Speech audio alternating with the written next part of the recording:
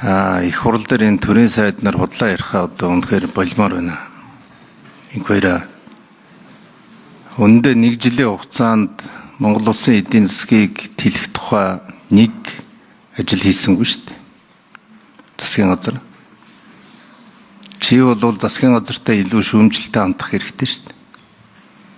Юу ч хийхгүй. Мега төслүүдийг мега хулгай болгосон.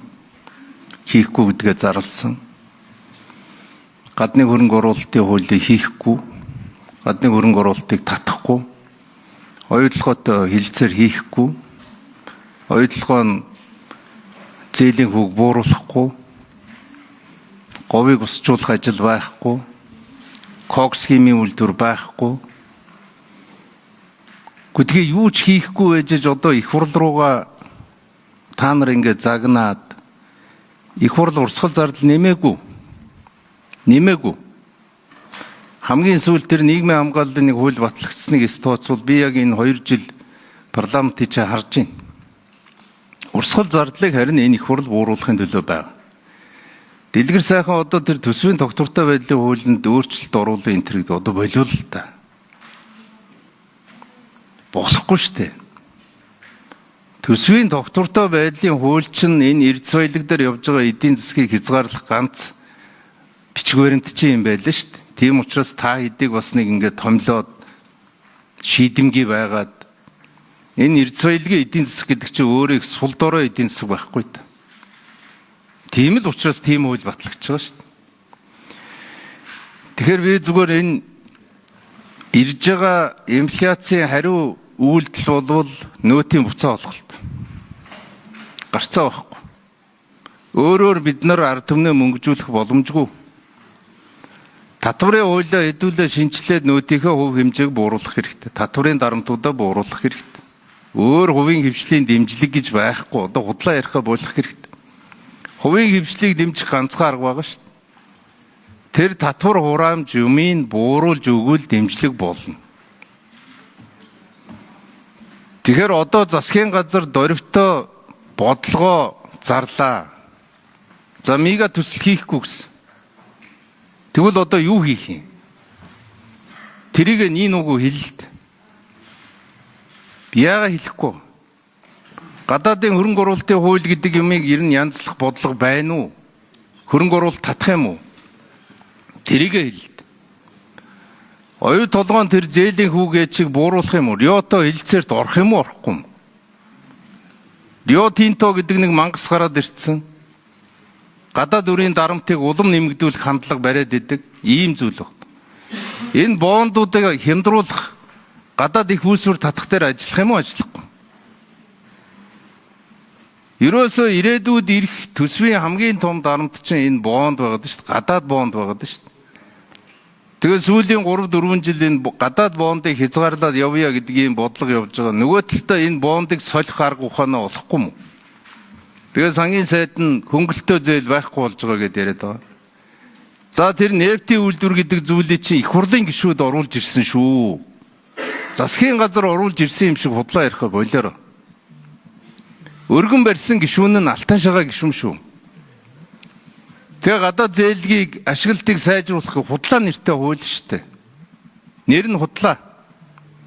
Хамгийн гол нь тэр газрын тусны үйлдвэрийн чинь мафиан байна гэж энэ их хурл үзээд байгаа шүү дээ.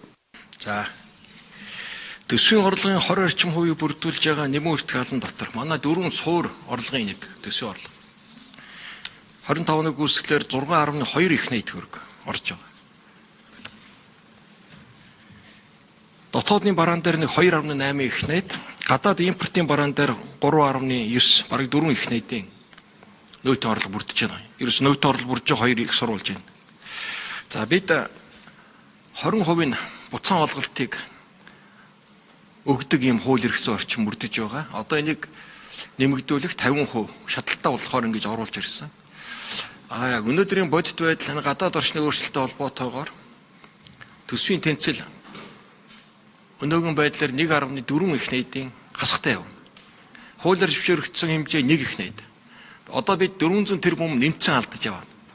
Тэгэхээр үлдэж байгаа хугацаанд энийг бид нөхөж чадахгүй. Дээрээс нь энэ хууль хэрэгжээд эхлүүл бид нар 1.6-аас 1.8 их найдын нэмэлт зардлыг энэ нөөттээр гарна гэсэн үг. Нөөтийн орлого буцаад 1.6-аас 1.8 их найдаар багасна. Тэгэнгүүт төсөв дээр байгаа 2.2 их найдын бидэрт хөрөнгө оруулалт хийх төсвийн орон зай үлдсэн. 2.2 их найдаар бид нар үргэлжлэж байгаа төсөл хөтөлбөрүүдэд санхүүжүүлээд 27-нд шинээр нэг ч одоо төсөл хөтөлбөр оруулж ирэх болцоогүй байгаа. Хэрвээ энэ 1.6-аас 8 их найдын зардал ахаад нэмэгдэх юм бол эх хонд шилжиж байгаа хөрөнгө оруулалтаа санхүүжүүлэхгүй гэсэн үг. Үндсэндээ Монгол улсын төсөв урсгал зардал, цалин, хүүхдийн мөнгө, тэтгэмж энийг олгодог ийм л төсөв болж хувирна хөгжлийн ямар нэгэн хөрөнгө оруулалтын бодлогын арга хэмжээг хэрэгжүүлэх болцоогүй болно л гэсэн үг. Үндсэндээ бодит орлогоо тооцоогүй их зардлыг баталсан. Урсгал зардлын хэмжээ өнөөдөр нийт төсвийн чинь 80% төрчээ явж байна. Үлдэж байгаа 20% нь гадаад үр зээл төлбөр гээд хөрөнгө оруулалтын маш бага хэмжээтэй. Үүнээс ахаад үлдсэн тэр 2.2 их найдыг л ахаад 1.8-ыг ахаад зардал болгоно. Нөөтийн буцаа олголт болгоно гэдэг. Ийм шийдвэр одоо хүчин төгөлдөр үргэлжлэх юм бол хөрөнгө оруулалт хөгжлийн асуудал орхигдно л гэсэн үг.